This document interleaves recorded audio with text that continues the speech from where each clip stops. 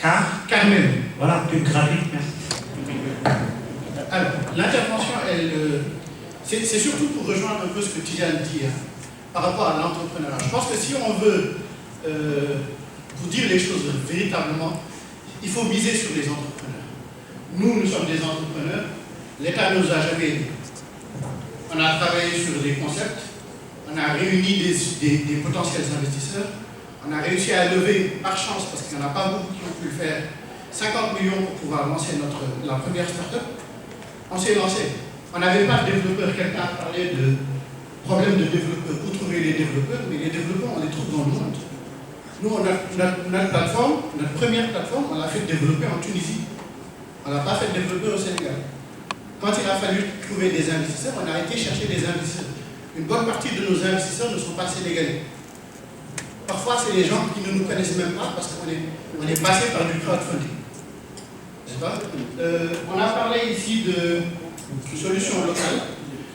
Je pense qu'il faut que les entrepreneurs comprennent qu'aujourd'hui, le terrain de jeu, ce n'est pas le Sénégal, ce n'est pas le Mali, c'est le monde.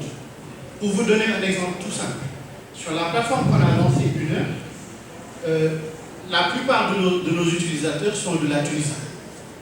Ils ne sont pas du Sénégal.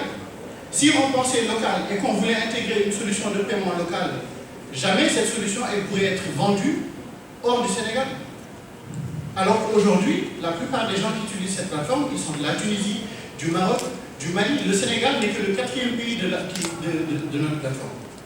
Donc il faut qu'on arrête aussi de s'enfermer dans cette prison qui consiste à dire qu'il faut qu'on trouve des solutions pour le Sénégal, il faut qu'on trouve...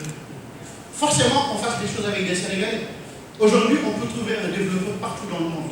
Il vient du Pakistan, il vient de la Chine, il vient de la France, il vient des États-Unis. Et c'est ça, en fait, le message. C'est qu'aujourd'hui, il faut penser global.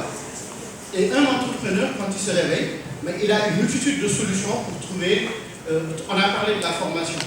Mais si moi, je me lance dans une aventure entrepreneuriale et que je sens que j'ai des lacunes dans tel ou tel domaine, je peux aller prendre une formation ponctuelle sur telle ou telle chose et revenir. Et je pense que c'est ça le mindset qu'il faut mettre dans la tête des entrepreneurs, qui sachent qu'on n'a rien à attendre de l'État. C'est vrai, si l'État met des solutions pour faciliter, c'est tant mieux, mais le moteur du développement, c'est les entrepreneurs. Voilà.